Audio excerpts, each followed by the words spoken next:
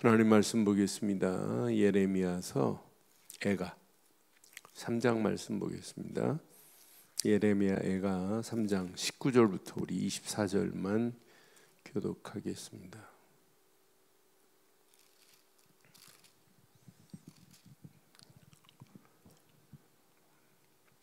19절 내 고초와 재난 곧 쑥과 담즙을 기억하소서.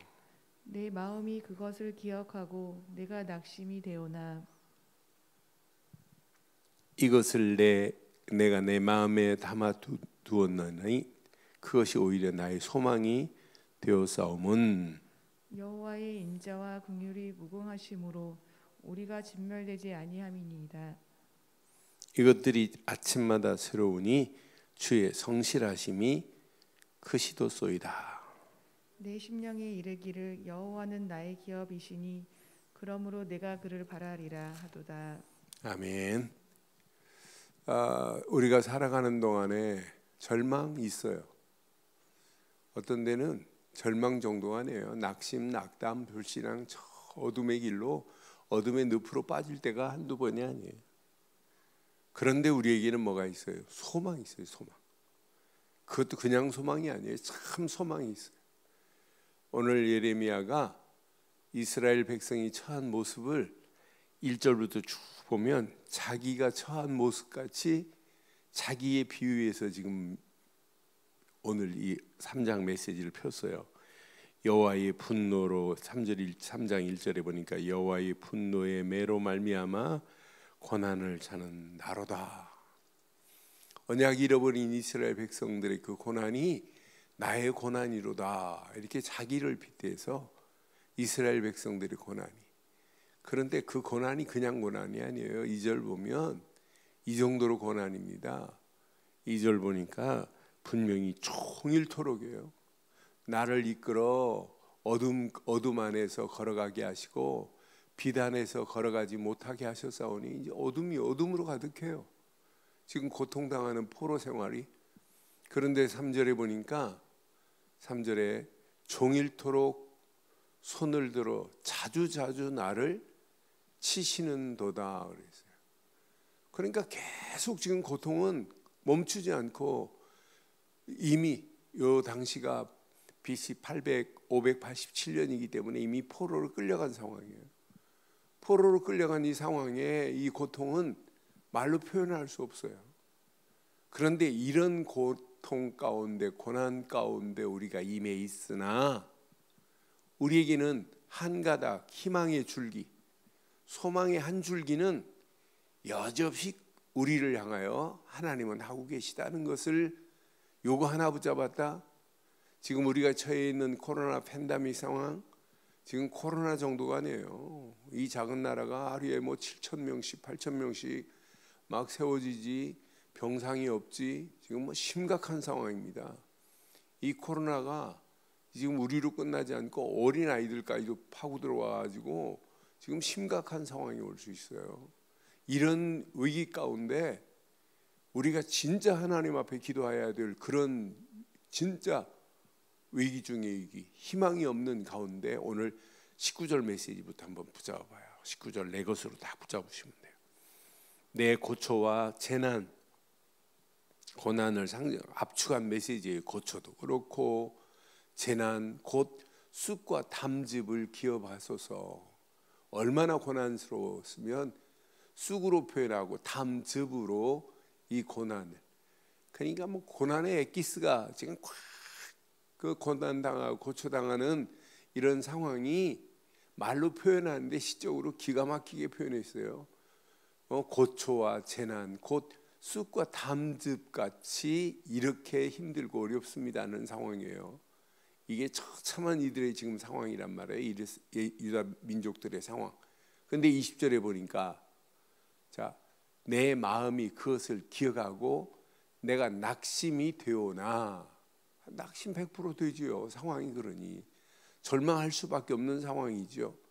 그런데 21절에 자, 분명히 이것을 내가 내 마음에 담아 두었더니 시작, 그것이 오히려 나의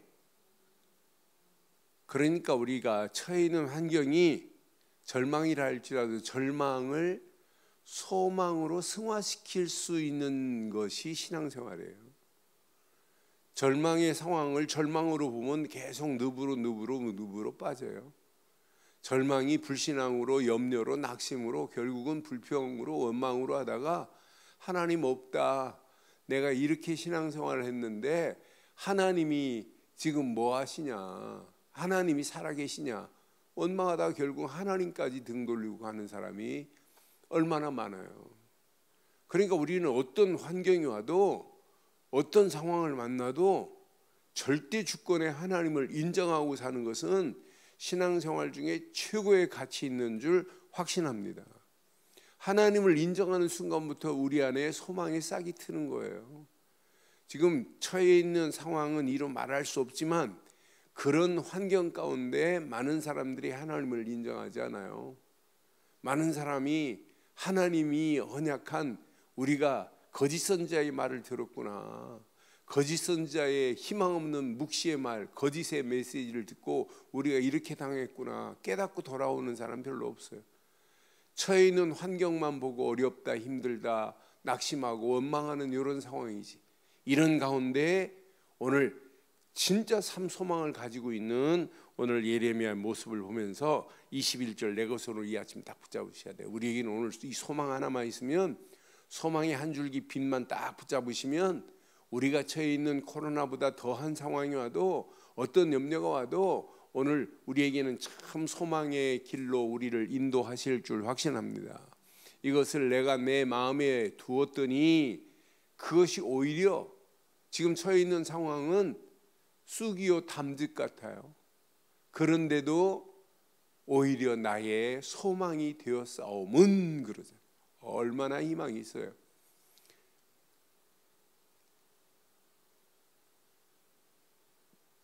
그 송대관 씨가 노래 부르는 내용을 보면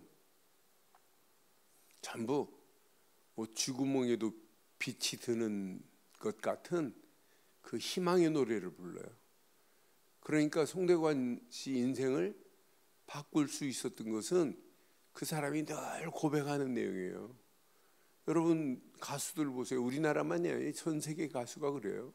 가사 내용이 전부 희망이 없고 절망하고, 절망하는 사람은 그대로 가요. 나는 그래서 저렇게 늘 시인하면 그렇게 되는구나. 그러니까 옛말에 그런 말이 있잖아요. 입이 보살이라고. 그러니까 입으로 뭘 시인하느냐, 그러니까 아무나 이 시인하는 게 아니에요.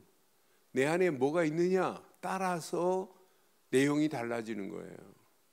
진짜 내 안에 참 하나님 살아계심이 인정되고 있다, 진짜 하나님이 나를 구원하시려고 복음을 주신 그리스도 안에 있다, 그럼 우리에게는 주시는 메시지가 처해 있는 환경은 어렵고 힘들고 낙심할 상황, 불평하고 염려할 상황이지만 이것을 레버깅할 수 있다니까요. 승화시킬 수 있다니까요.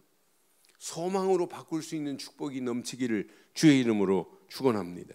분명히 나의 소망이 싸우니. 22절 봐요. 얼마나 멋있어요. 22절 여호와의 인자하심과 긍휼이 무궁하심으로. 여호와의 인자와 긍휼은 무궁하십니다. 무궁하심으로 우리가 진멸되지 아니함이다. 다른 사람들은 이제 포로에서 끝나는 줄 알아요. 이미 70년 동안 포로로 갈 것이다 라고 하는 70년의 메시지를 이미 줬는데도 불구하고 못 알아들어요. 이제 끝났다.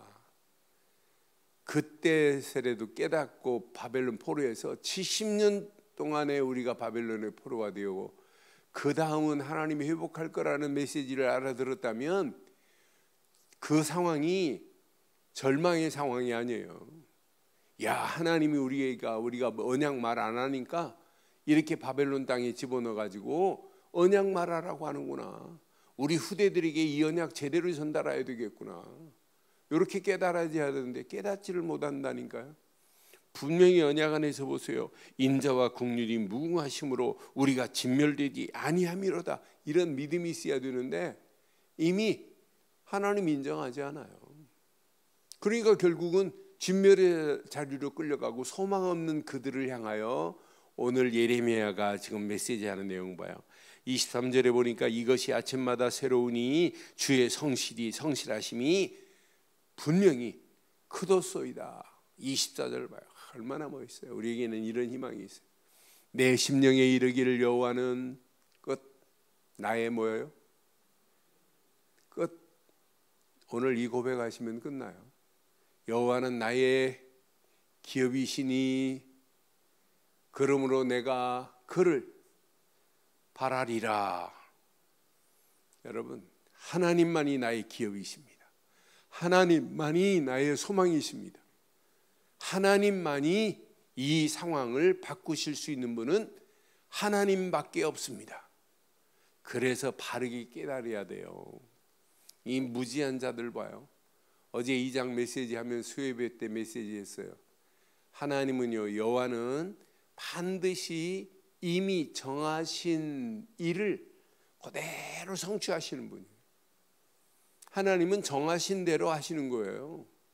언약 안에 있느냐 언약 밖에 있느냐에 따라서 달라져요. 구원받았느냐 마귀 손에 끌려가느냐 하나님 나라냐 마귀 나라냐 따라서 달라져요. 오늘 진짜 복음 전하는 자냐 아니면 복음을 방해하는 자냐 둘 중 하나입니다. 그러니 우리가 하나님이 정하신 축복 안에 있다는 것이 얼마나 감사해요. 지금 많은 사람들이 하나님의 이미 정하신 일을 모르기 때문에 기준이 틀리는 거예요. 그런데 40절 41절 봐요. 그래서 우리에게는 오늘도 필요해요. 자, 우리가 스스로 우리 행위를 조사하사 여호와께로 뭐하자. 저는 이 말씀 묵상하는지 우리는 오늘 하루도 어디서부터 시작하냐? 언약 속으로 들어오면 돼요. 여호와께로 돌아가자가 아니에요. 우리는 언약 되시는 그리스도께로 들어오기만 하면, 그리스도 안에 있기만 하면 하나님은 묻지 않아요. 내가 지금 어디 있느냐, 그러니까 나의 영적인 위치가 얼마나 중요한지 몰라요. 오늘도 예수 그리스도 안에서 모든 일을 시작하시기를 주의 이름으로 축원합니다. 분명히 말해요. 41절에 우리의 마음과 손을 아울러 하나님 하늘에 계신 하나님께 들자. 우리가 범죄함과 우리의 반역함을 주께서 사하지 아니하시고 진노로 자신을 가리고 우리를 죽여가시며 죽이시고 긍휼을 베풀지 아니하셨나이다. 그러니까 지금 많은 사람들이 하나님의 진노하심을 지금 깨닫지를 못해요. 하나님이 왜 우리를 바벨론의 포로로 끌고 갔느냐? 하나님만 원망하고 있는 자들이 더 많아요. 그 거짓 선자의 말을 거짓 선자의 말들이 틀린 말이구나 이렇게 깨달아야 되는데 아직도 이런 처지에 있으면서도 깨닫지를 못하는 영적 무지함에 빠져 있는 이스라엘 백성들, 영적 분별을 못하는 그런 백성들, 영적 무질서에 빠지고 무능력에 빠져서 영적인 메시지를 알아듣지 못하는 자들 얼마나 어리석어요. 어리석기 그지없어요. 그런데 그때 당시나 지금이나 똑같습니다. 이렇게 그리스도를 외치는데도 그리스도만 못 알아들어요. 예수님은 그리스도구나. 이 비밀을 알아들었다. 인생의 판이 달라집니다. 예수 그리스도 안에 있는 것이 인생의 최고의 축복이구나. 요거 깨달아지는 순간부터 하나님이 저와 여러분들의 인생을 책임지시게 돼 있어요. 그래서 저는 이 아침도 하나님이 언약 붙잡고 우리의 발걸음을 떼면 지금은 구렁텅이에 빠져 있지만은 그 구렁텅이에 빠져 있는 포로라고 하는 구렁텅이에서 부를 이름은 하나밖에 없어요. 오직 하나님만을 인정하고 우리가 잃어버린, 그들이 구약의 예배는 드렸지만은 잃어버렸잖아요. 언약 없는 예배, 피제사 없는 예배, 결국은 무너지는데도 무너진 것을 보고도 깨닫지 못하는 그 영적 무지함, 그 구렁텅이에 빠져 있으면서도 그 생명의 밧줄을 내리는데 말하는데도 예레미야가 말하는데 못 알아들어요. 여러분, 구렁텅이에 빠져 있는 자가 자기 힘으로 어떻게 헤쳐나와요? 못해요. 생명의 줄을 붙잡아야 돼요. 오늘 결론 내리겠습니다. 오늘도 우리에게는 생명의 빛이 있습니다. 생명의 줄이 있습니다. 그 생명줄 되시는 예수 그리스도만 어떤 환경 처지에서도 그리스도의 생명의 줄만 붙잡기를 주의 이름으로 축원합니다. 요 생명의 줄을 붙잡은 자는 구렁텅이에 빠진 게 아니에요. 구렁텅이는 다 빠져 있습니다. 이 구덩이에서 우리를 건져낼 수 있는 유일한 분은 하나님밖에 없어요. 하나님이 내신 오늘도 생명줄 되신 그리스도만 붙잡고 먼저 건짐받기를 주의 이름으로 축원합니다. 건짐받은 자를 하나님은 그냥 두지 않아요. 약속했습니다. 내가 너와 함께 할 거야. 너와 임마누엘로 영원히 함께 할 거야.